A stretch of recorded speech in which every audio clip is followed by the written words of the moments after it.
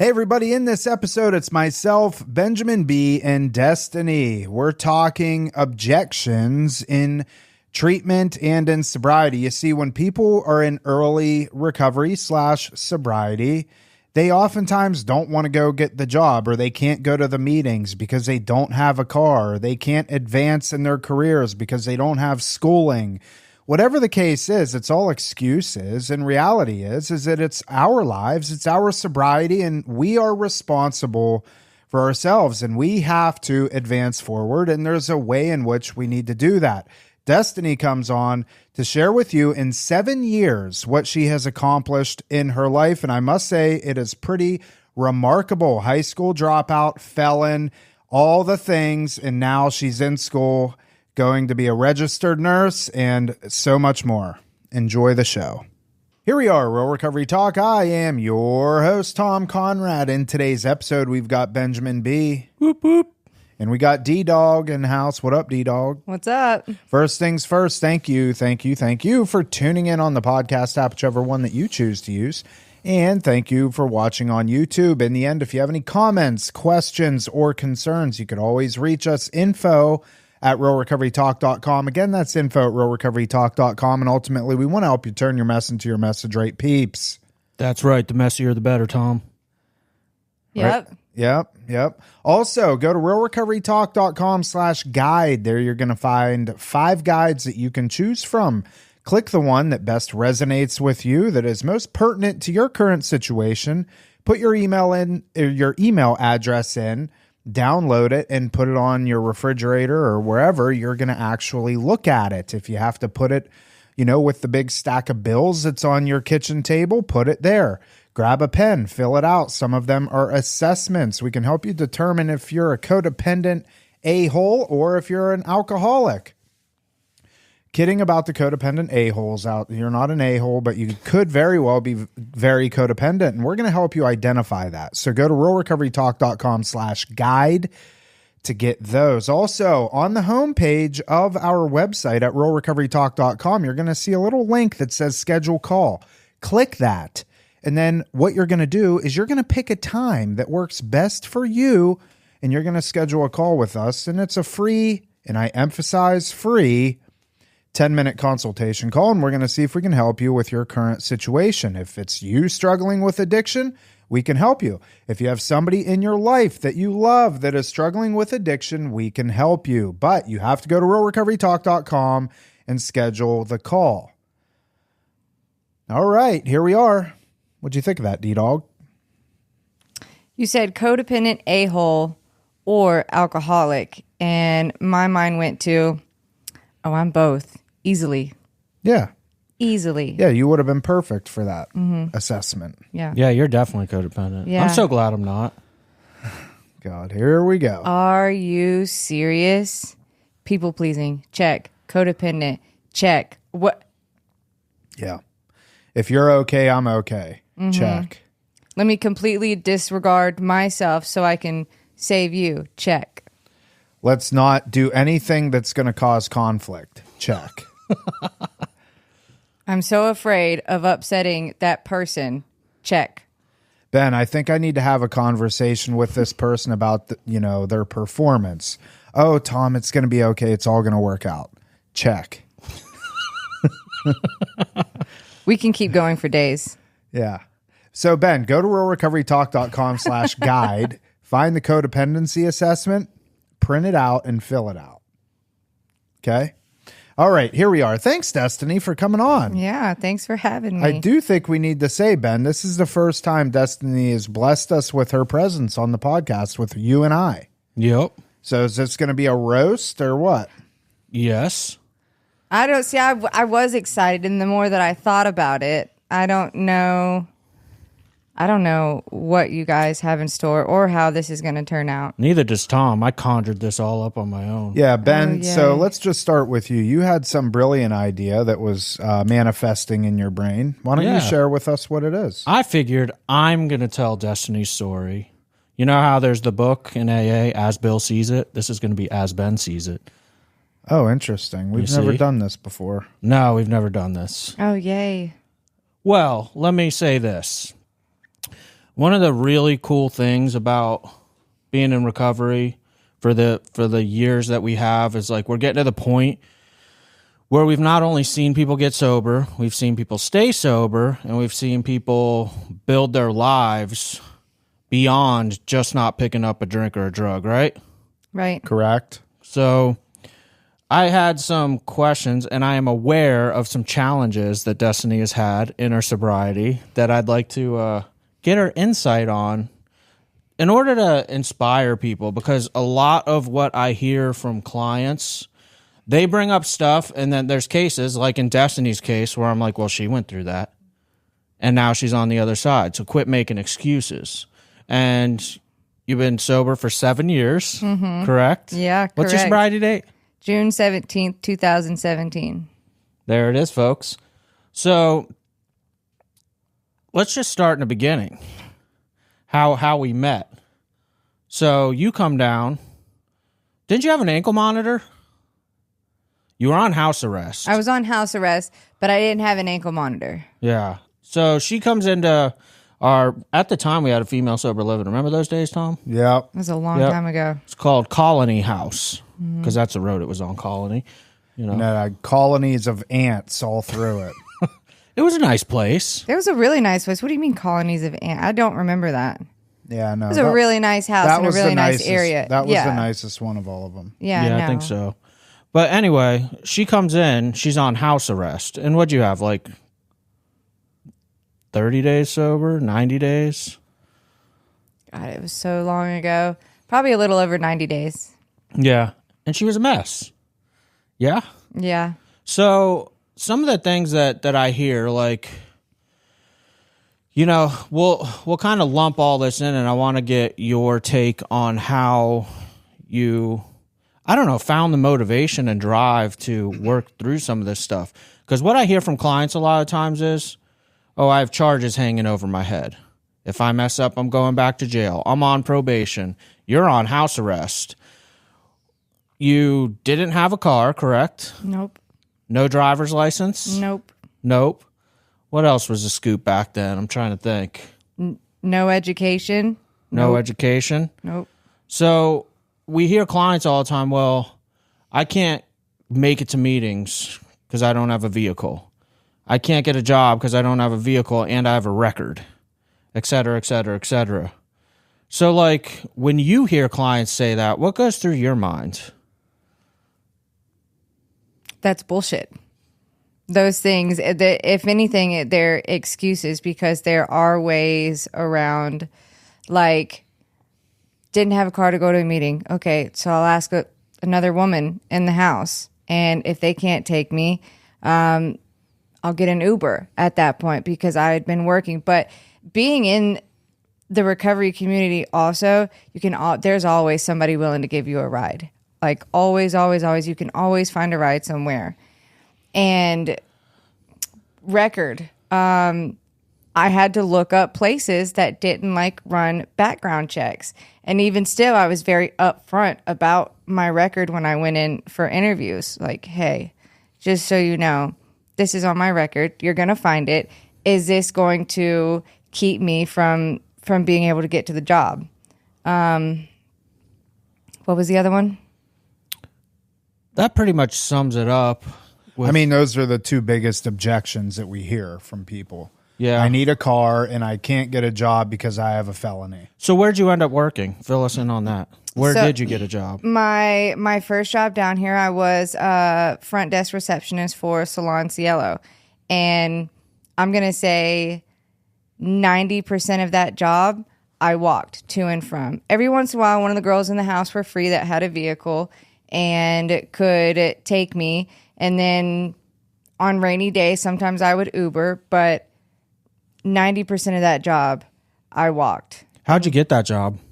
How'd I get that job? Yeah. I got online to see places that were hiring, and I put in resumes to a lot of places. And then I called, and I went up there too.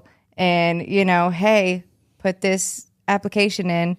Just wanted to know if you guys got it, if there was anybody I could talk to. Like, I stayed on top of this stuff, At that point, I mean, I hadn't had a job in a very long time.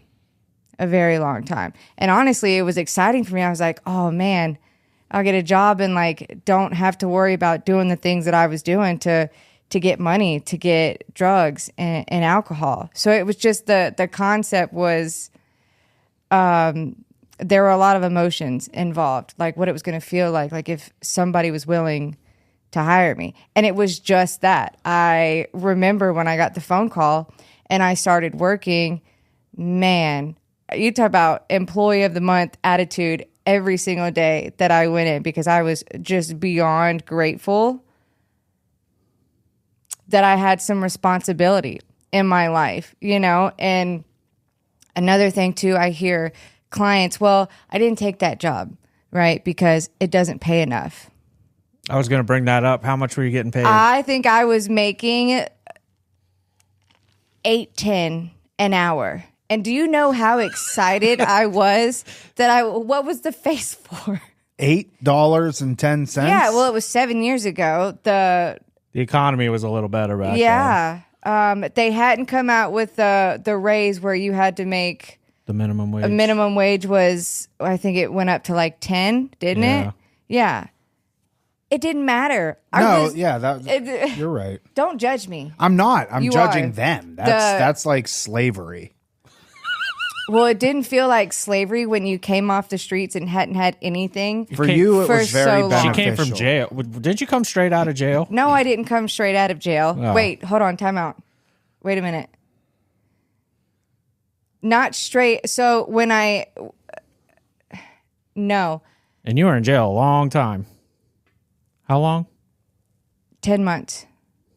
Yeah. That time, no. I got straight out of the hospital from an overdose where they had to take me in.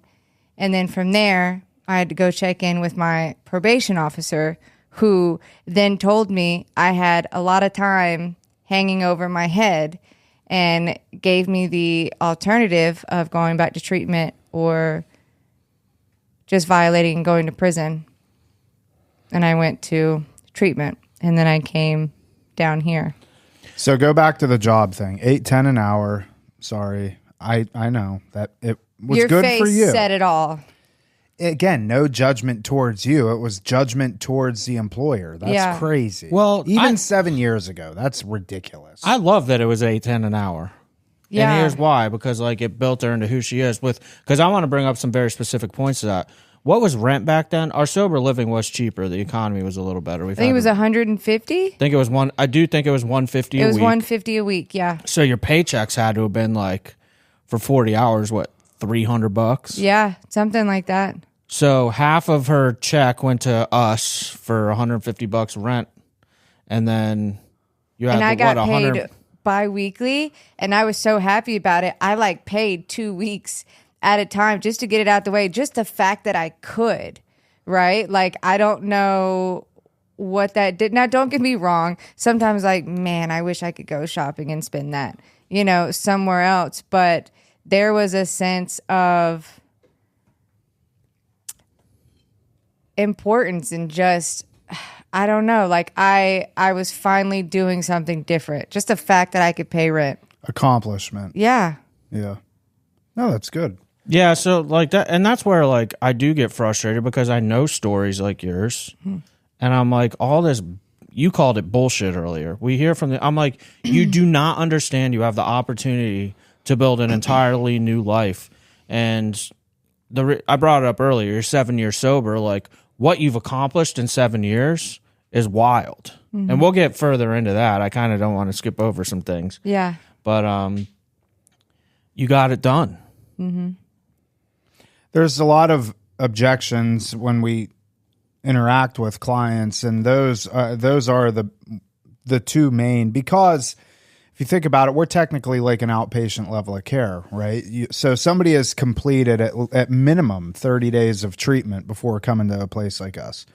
And then in the first 30 days, we don't expect people to get a job in the first 30 days with us because they're in a PHP level of care. But when you transition into IOP, that's where rubber meets the road. And we provide the housing and everything. But you have that, some responsibility that comes with that, because by the time you get to an IOP level of care, you have, give or take, 60 to 75 days clean, right? Somewhere in there. Well, in Destiny's case, I'll bring this up. You came just for sober living. We used to have more sober living beds, so you weren't even doing any treatment with rock. No, and I had only done, if I remember correctly, PHP, because I didn't have good insurance, and it was basically a scholarship. So 30 days went by, and they're like, okay, you got to go. Yeah. You know? Well, the idea that I was bringing up is that these are all, I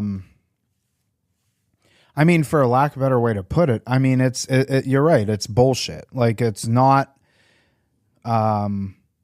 Eric was up here yesterday and he was talking and we were recording some stuff, and he was talking about how nobody's coming to rescue you. Mm-hmm. And I think what we run into a lot of times, especially with young adults that come down here to get clean, oftentimes they have some sort of support system from far away, family members, loved ones, whatever the case. And they've been used to that support. And then they come down here and it's like they hinge on that. And so there's kind of this, like, two things need to be addressed in this situation. And Destiny, I'm curious to know your opinion on this, or how it worked for you.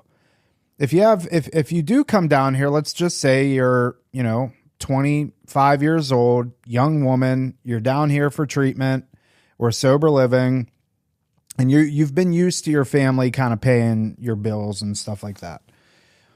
Two things have to happen simultaneously. One, the 25-year-old woman has to have the readiness, the willingness to want to make a change. And that there's no denying that. That just has to be, that's reality of it. But the second thing that has to happen is the family members, the loved ones, the support groups, they need to take a back seat, and they need to let them understand we are not going to be supporting you financially anymore. And at that point, I think that's when the tide kind of turns, and that's when you realize, okay, now I need to go to this place, and I'm going to have to probably walk there and get paid $8.10 an hour. But reality is, I don't have a choice. Was that kind of your situation in a way? So I didn't really have a choice from the beginning. I didn't come from a lot of money. I burned a lot of relationships. My family had no idea what to do with me. I was 100% could not be controlled, and really they were just waiting for the phone call that I had died. Right. And it already happened so many times, and ending up in the hospital. And sometimes they would, I think one time they came to the hospital to see me after I had overdosed at my mother's house. And then again, when I overdosed at my grandmother's house. But at that point, they had no idea what to do.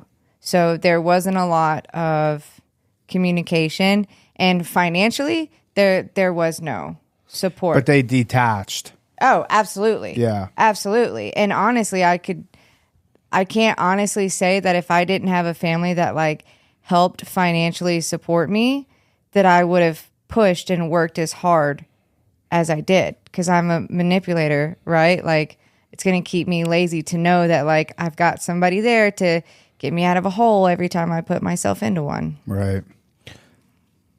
So we'll move on. I'll try and keep this in chronological order, but might have to go a little out of order to hit some points as Ben sees it. Yeah. So I'm curious to where the points that you want to hit. Ben sees it. As Ben sees it. You know the book As Bill Sees It, right? Yeah. Everybody does. All right. Anyway, so Destiny's at our sober living, and it gets recognized at some point. When you came in, you were a total jerk. I remember that being talked about. Yeah. Almost got kicked out. And something turned around. And I remember Renee suggested you being house manager. Right? Mm-hmm. And you end up being house manager. And honestly, did a phenomenal freaking job. Like, that's all I remember hearing. If you walked in the house, that place was spotless. I forget who it was. Was it Keith that used to move your stuff around just to piss you off? Yeah, because I'm so OCD. You came in there, I think, one time and did it. The girls would too. They would move a shoe over here or something that was on the nightstand. They would, turn it around or something, because if you know me, you know my OCD. Everything has to be organized and it has to have a place. So even in the office now, people come in and then I get a text message, hey, I did something, but I'm not going to tell you. You have to figure it out. You didn't know this, Tom? No. Don't. Don't. Learn something new every day. Yeah, everything. It drives me wild. So anyway, the time goes by, and I don't know, how long were you in sober living? Oh my gosh. As house manager or just all together? Just in general. The whole thing. Over a year. A little over a year. Because even as house manager, you're technically still a client. So like I don't know, probably like a year and 2 months, maybe. So, but she ends up leaving, and I just remember we needed a tech at the time. And I remember reaching out to her, and I didn't realize she didn't have a driver's license. I just thought she didn't have a car. Mm-hmm. She's like, oh, I don't have a driver's license. And you told me it was going to be like 2 years, right? Or something. I think another year, that it was. You weren't eligible. Yeah. Yeah. For what? Driving unsuspended? Yeah, I was a habitual offender, which is funny story why I drive like a grandma now, because it's still suspended? No, it's not still suspended. Absolutely not. Anything legally, I got cleaned up within the first 3 years of being down here. All fines paid off. Getting my license reinstated. So pretty much a perfect driving record up until today, Tom. Did you hear about today? Don't bring that up. I won't bring it up on the podcast. Well, now you have to. No, I didn't get pulled over. You got into an accident? No, I didn't get into an accident. I don't know where. What could it have been then? Oh, this is good. Oh, now we gotta talk about it. Gosh, we do have to talk about it. We weren't going to go through this. I know. I wasn't going to go through this without I told you not to bring it up. Yeah, but on the podcast. You knew I was Make going it quick to. though, because we're, I want to make sure we get through all this. Okay, so I pulled up to a gas station, decided I was going to put gas in the Escape. Oh, and you drove away. Go ahead. I'm sorry. I'm done. Went inside to get a drink, came back out, completely thought that I pumped gas. I paid. It was paid for. I used my card, and then I went inside while it was pumping. And then the guy at the register saw my shirt and was like, 20 years clean. We got into a recovery conversation. It was really, it was pretty spiritual. So I completely forgot that I was pumping gas and pulled away, heard a thump, had no idea what it was. And then as I got on the other side of the road, I just happened to look where I was pumping gas, and the whole hose had detached and was just on the ground. So I did try and drive away with it still in the. I don't know where my head was at this morning. I had already prayed. Nothing crazy was going on. I just pulled away, so I had to come back, and policy-wise, they had to get my insurance and driver's license, but I just told them if it costs anything, just call me and I'll pay for it, because she said it wasn't going to be much. So you ripped the hose away from the gas pump? Yeah, I did. Wow. Yeah. I've only seen that in the movies. Yeah, no, I totally did. That's real life. Was gas spewing out of the thing? No, it wasn't, actually. Yeah, I'm really have. They have an auto glad. shut off, I imagine, or something. Yeah. I'm so glad, because that's like an extreme safety hazard. That whole place could have blown up. Yeah. Imagine if it did. Yeah. Imagine if I wouldn't have come back and nobody knew it happened. Yeah, But- and you were just dragging a hose down I-95. No. That's what I was imagining as you No, were telling that's me. I'm not. trying No, to, because figure it out came out too of the gas tank. It was just laying on the ground. Oh, yeah, I would have drove away. So spiritually, No evidence. spiritually, All right, anyways, let's move Anyway, on. let's move on. I had to cannot- figure that out. Yeah, I know. Let's Please just- She take was that in out. sober living for a year. In sober living for a year, and I got the idea hey, I've heard such great things and seen such great things that her being a house manager, I thought you would be a great tech. Right? And I've reached out to you, and I think twice. You reached out 2 different times to see if I had gotten a license yet. Yeah, and she told me, oh, I'm not eligible for a couple of years. I'm like, well, call me when you do. Yeah. And she got her license and called me, and I was like, all right, we need a female tech. Well, we weren't sure because remember it was a hardships license for like 2 years, or at least a year when I first got it. Yeah, and we weren't sure. But it ended up working out for our DCF licensing and all that stuff. But then she calls me, and you brought this up later. She's like, I got one more thing to tell you. And I think this is a pivotal moment because to throw it out there, last night you put up a post on Facebook wearing what? My lab coat. Your lab coat. Because you're in what?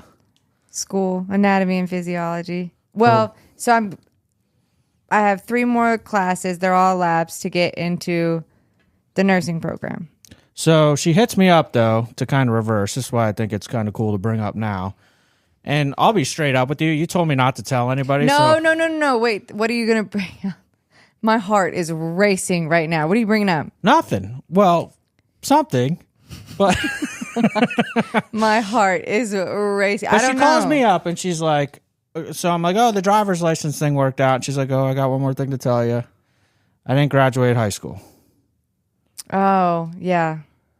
And you asked me not to say anything then, but I'm just going to put you on blast on the podcast because of where you're at today. Yeah. I think it's something to be. Well, because I remember you called me, and I remember I was in my backyard at my old house, and I was on the phone with you, and it was right when we were getting ready to hire you, I think, or something. I can't remember. Yeah. But you were like, hey, don't say anything to Destiny, but she's really concerned about leaving Target because she doesn't have a high school diploma. And if she leaves Target and things don't work out with us, she may not be able to get another job, Yeah. And I didn't say anything, but I'm like, no, I think it'll all work out. So yeah, it turned out, and like to be straight up, we had to change our policy and procedure here because we can kind of come up with our own guidelines as long as it's approved by Department of Children and Families to keep our license to do substance abuse and mental health stuff. Yeah. But Melissa ended up getting a hold of Katie, and Katie was like, oh, just change your policy and have it reflect and update DCF and bring her on. But there was a caveat. We made you promise us that you would go get your GED. My GED. And what'd you do? I went and got my GED. I did. I remember how embarrassing that was. But over the years, honestly, it's even like a part of my story now. Like when I share in meetings, like I'll tell people, hey, I dropped out in 10th grade. And I like to bring it full circle and talk about like me being in school now. But when I get into the solution, my brain goes elsewhere and I never tie it back around that like, yes, I dropped out, but like because of like this program and God, like I did get back in and like now I'm in college. So sometimes I completely forget about that. But it used to. And a straight A student, probably. Right? Yes.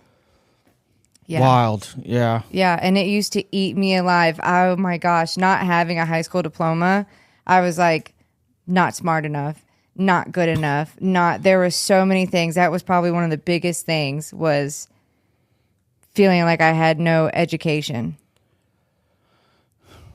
So she ends up doing that. Mm-hmm. And we end up getting you on as a tech.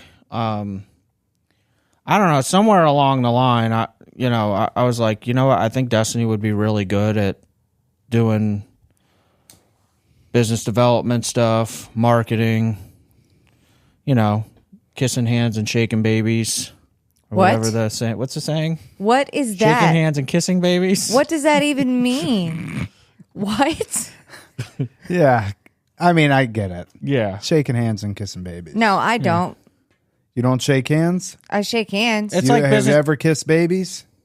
I love babies. Okay. Shaking hands and kissing babies. Hey, pleasure to meet you. Oh, you have a child. So cute. But don't kiss the baby, especially if you don't know the baby. It's a little inappropriate. Yeah. Okay. All right. But anyways, it's outgoingness. Hey, I'm gonna go shake some hands and kiss some babies. Anyway, you have this outgoing life of the party energy on you or whatever. Mm-hmm. But I remember also like, so we decided to put you in that role after a couple years, and going back to like watching people develop and change over the course of time. Like, to be straight up, I remember taking you to some of the first like quote unquote like coffee events, stuff like that, business development meetings, where coffee clutches. To be straight up, there's sometimes there's 25, 50, 100 people at these things. You got to go around meeting people. And I just remember Destiny being like, I don't know what to say. I don't know what to do. Da, da, da, da, da. But like watching professionally, the language, like you speak professional language now, like not that you were unprofessional. I mean like the lingo. But I was. The lingo that you would use in treatment, you know what you're talking about now. Yeah. When it comes to client care, when it comes to appropriate levels of care, when it comes to insurance stuff, like it's a lot to learn.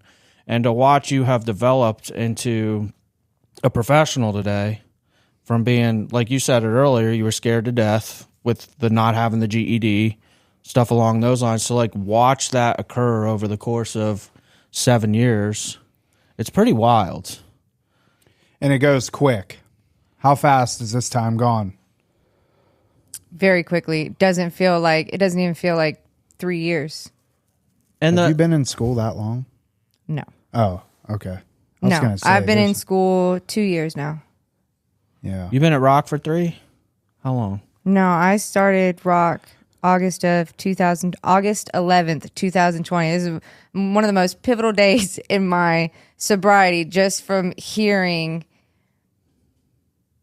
how Rock was talked about, right? Because the reputation for Rock has always been phenomenal. And then me getting to be a part of that. And I like how it comes full circle too when I sit here and think about it. Like, you guys were willing to give me a chance in the event that like I promised to get my GED, because you guys changed policy so I could come work here and be a part of. And then I got my GED, and then through pushing and conversations that like you and I have had, and then just talking about school, like now I'm in school to get my nursing degree. And it all came full circle. I don't know if I ever would have got it if I didn't start working at Rock. Honestly, it was too much fear. But I made a promise, and through recovery, my word means a lot to me today. And I want it to mean something to other people too. Yeah, you got it done. And to be straight up too, like when you started here at Rock, like nobody knew you. No. Today, literally like every BD rep from every treatment center, every detox knows who Destiny is. Like, she walks into a room, and honestly, it's at the point where like I don't know everybody. Like, I forget faces and names, but she's like, I gotta like nudge her, like, oh, who's that again? You know? She's like, oh, that's so and so, dummy. I'm like, oh yeah, that's right. Destiny's drugged me out on a couple of the BD events. Mm-hmm. Those are always fun. No, he hates them. Hate is an understatement. I like them. I don't know why. I mean, if I go to an event that is not, and it sounds so like counterproductive, you would think I would enjoy going to those things because it's like my people, and but it's not for me for whatever reason. Now, if you said, hey, we're going to go to this networking event that is just, business owners, blah, blah, blah, blah, like people that aren't even in the space and I don't know any of them. In that sort of situation, I would thrive. I would sum up about Tom if I gave him two options. I say, hey, you can go to this event that has 100 old friends, or you could go to this event that has 100 people that you absolutely have no idea who they are. Tom would go to the one where he knows nobody. Nobody. Right. You like he likes new experiences. Like, met you once, I'm done with you. No. I mean, no, but I understand what you mean. Like Yeah. and I think that's something that develops over time through recovery is like you really, like, I think the three of us sitting here, we all have our core group of people that we know that we can rely on and depend on at any given moment. And then it's on us to develop relationships outside of that. And so you have your core group of people, and then you have the new relationships that you're developing. But then there's these whole group of people in the middle that you're kind of okay if you run into, or, you know, you'll converse with or whatever. Those types of people for me, like if you haven't made it to my, like, you know what I mean? Like you're one of my boys or whatever, then I don't know. I'm just kind of like, Did we make it? yeah, you guys Destiny and made I, it. we made yeah, it? of course. I'm in there. Yes. You're one of the boys. Yeah. Yes, love that. But I think that's why it's important to continue meeting new people. And it's not because I don't want to be friends with the people in the middle. It's just that, like, you know, I don't know. We're They're busy. no longer beneficial after the second or third meet. Yeah, like if you haven't. No, that's not right. That's not the right way to put it, Destiny. That makes me sound like an asshole. I mean, if the shoe fits. I do have an asshole-ish side to me, but I think I give everybody, you know, I'm equal opportunity. I'll give you that. I will. I'll give you that. Yeah. Yeah. One other thing that I want to touch on, change direction for a second, is looking back to like the order of things we tell people to do. I think in your case you didn't really have a choice but to do things quote unquote in order. But like one of the things we see a lot of times, people get sober and they're like, "Oh, I'm going to go sign up for school with like 30 days of sobriety." Yeah. Like the way that Destiny had to go through it really has a lot to do with their success, I believe, too. You know, she had to establish, how do I keep a roof over my head first with employment, then getting a job that's a little better, then really developing professionally, then going back to school. Because I would think if you like jumped into school somehow right off the rip, right from house arrest to college, you probably wouldn't have straight A's like you do now. I would have ended up in the psych ward. Yeah. 1,000%. I would have ended up. It would have been way too much. That I would have 100% focused on school because I already have a perfectionist defect where, you know, everything has to be turned in on time and 100% perfect.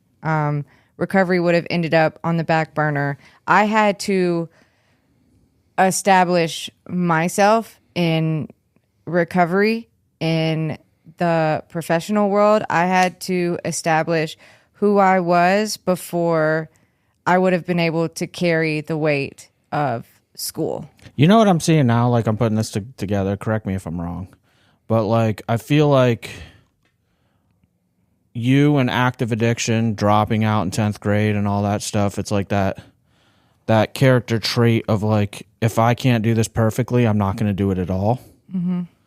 Because anything that you do, you, like, dive in hard. Give it my everything. Yeah. Yeah. The gym, the food plan with Billy, there's no in the middle for you.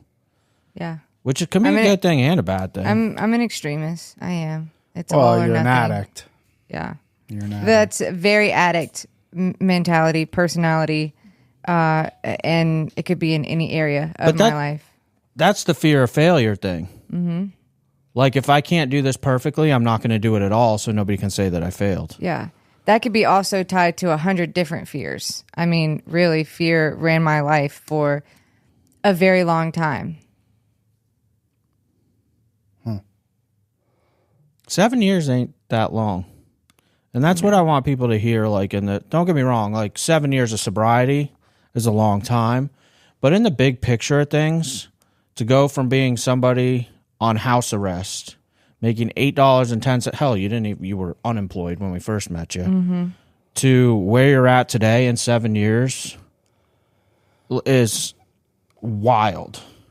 And people don't put that into context. Like they put down the drink and the drug, and all of a sudden they want everything that you have. They want everything that Tom has. They want everything that I have. But what I want people to hear, if you're in early recovery, we literally, in our own way, all have the same story sitting here. We did the whole thing slowly, like one step at a time. And that's why I brought up the order of things earlier. Here we are. We're all sitting here, successful in our sobriety, professionally successful, still growing in new areas of our life. There's a reason for that, because we all used the same formula and took the slow recovery route, not trying to skip steps and let me get this instant success, because it fails every single time. Like, get it slowly. 7 years, in retrospect, though, isn't that long for as long as you were screwing up your life. Yeah. It's wild. Yeah. No, well, and that's when you speed it up, when you try and put control over stuff like that. It's my way, right? My way did not work. My way never works when I want to control, what is it? The lights, the curtains, the cameras, all of that. Like when I put my hands in that pot and want to control everything and speed it up or whatever, it doesn't work. Patience. One of our clients said something really innocent the other day, but I just was so dumbfounded when people say this, I don't even have a response. Oh, no. I literally looked at him with this blank stare, and just turned and walked away. Oh boy. But we have somebody here right now, first time in treatment. Pretty successful in business from what I pick up on, if it's true. Okay. But just looks at me. He approaches me, and he's like, I want to open a treatment center as soon as I'm done here. And I'm like, bro, I love the motivation and drive and your passion here, but pump the brakes. Learn to stay sober first.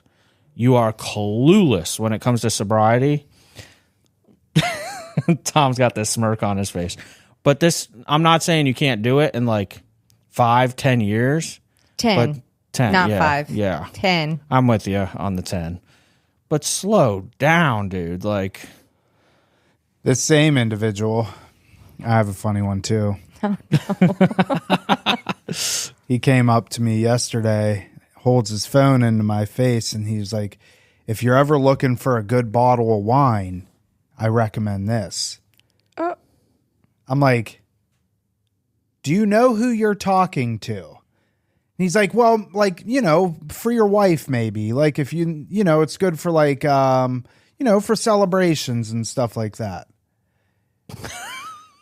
And again, totally innocent. He It just was doesn't totally know. innocent. He just doesn't This is know. his first time in treatment. He's never experienced anything like this. I would have done the same thing, probably. Maybe not, but I don't know. Super, super nice guy. But bringing it up, it sounds like we're kind of chuckling at it. But the reality of the situation is, people don't realize how much there is to learn. I didn't. I was clueless, man. The first time I went to treatment, I was gung-ho, and I'm like, I'm staying sober. I got this.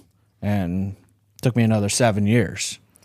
Sitting here with 7 years, I like to think that I still do not know anything, because it's that ripple effect of I start thinking that there's nothing else to learn, or that I've pretty much got this, then I'm not going to start. I'm going to stop doing the things that have worked for me for 7 years that I do on a daily basis. And then it's just, I'm going to slowly decline. And then I'm going to be a miserable human being and more than likely go back out there if I start with, I know this and I got this. It's constantly being a student. Open-minded. Willing Always. to learn. Yeah. Yep. Well, that was fun, Ben. That was a good topic. Yeah. I it's really cool. Again, with the length of time that you and I have been sober, we've seen people do more than just stay sober. We're actually, dude, Brennan and Alex were in here with their newborn baby the other day. Did we bring that up? Nope. No, but you can. Beautiful. Like, dude, we're getting to see stuff like that where somebody comes in, their marriage is falling apart. Like, those two are meant for each other. I will go there with that, but like, and approve that. But like, because of his addiction, dude, and now like we get to see they have a family, dude. It's like, it's wild to get to see that stuff, and such an honor and a privilege.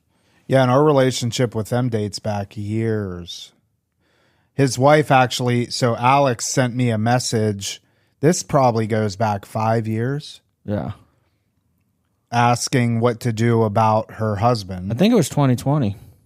Yeah. No, it was longer than that. Definitely longer than that. He got to us in 2020? Yeah. Is that what it was? Yeah. And, it had to work its way through. And, here we are today, years later. And he's coming up on, I think, 2 years of sobriety or 18 months or something. They got a baby now and live in Palm Beach County and, kicking ass. They're doing great. Yeah, it's cool. What was I going to bring up? I had something I had to bring up. I can't remember. That was fun. It was. I'm proud of you, Destiny. I'm Tom's proud of you too. Okay, stop. We're not doing this on... Are you going to cry? No, we're not doing this. Thomas! She's starting to cry. I am. Guess who? Oh, I know what I was going to say. God. Look at the camera. Destiny. Oh, gosh, you're going to make me cry. What? For real? No. I've seen him cry, though. Have you? I have seen you cry. When? What was the situation? What was it? It had to do with my kids. That's about the only other thing I'd cry for.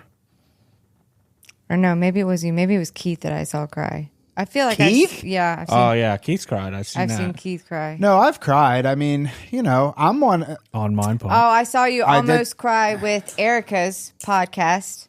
I definitely saw you tear up. You might have not have had a tear come down your face, but I saw some of the podcasts. Yeah, like I'll well up a little bit. Yeah, It totally happened. saw it that. happened. It almost happened with somebody relatively recent. Bro, the Tin Man has a can't- heart. I Oh can't yeah, it's crazy, isn't it? Yeah. I celebrate this month, Ben. It is September. 14? 16th. 16? Oh, 14 years, yes. 14 years, yeah. On September 16th. Oh, okay. I was like, oh wow, I thought 10 days. So 10 days. God willing, if I stay sober another 10 days, I'll be getting me a 14-year dinner. And guess what we're gonna do? All sit in a circle and just tell Tom how much we love him and how great he I don't is. care about those and anymore. He wants a hug from I just every disconnected Oh, yeah. from him. No, Yeah. no. Yeah, everybody sits around. Oh, Tom. And you know what Nicole's gonna do, Thomas? What? Look me in my eyes when I talk to you. You can't disconnect from that. What? You can't. you can't disconnect from that. No, that's Maya. Maya does that. Look at me. Look at me. So does Look Nicole. at me. All three of our And therapists it's like, do that. No. All three. Nicole does it like in a way like where you like feel bad if you don't. Yeah. Because she gives you the like puppy eyes. Puppy eyes. Maya says, "Look at me," and I look at her because I feel like she's going to stab me if I don't. I'm like, "Yes, Yeah. Maya." Did you hear what I said? Look at me. Look at me, Ben. Oh man. All right. Well, that was fun. Ben, any final thoughts?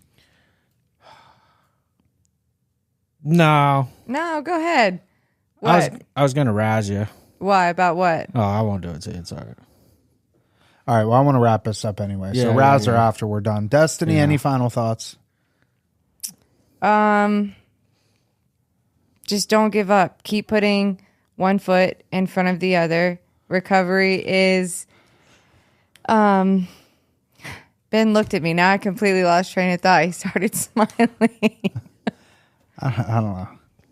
You guys are emotional today or something. It's that time of month for me. Oh, shit. Well, there you go. Yeah. Well, in a very few days, any moment, but like symptoms are already there. Okay. So when we're done with this, just go ahead and go back downstairs. I will. Yeah, I can't handle Okay. all this. Okay. Final thoughts. Final thoughts. Final thoughts. No, your chance. done. You're done. All right. Go ahead. You could have a final thought. No final thoughts. Yeah.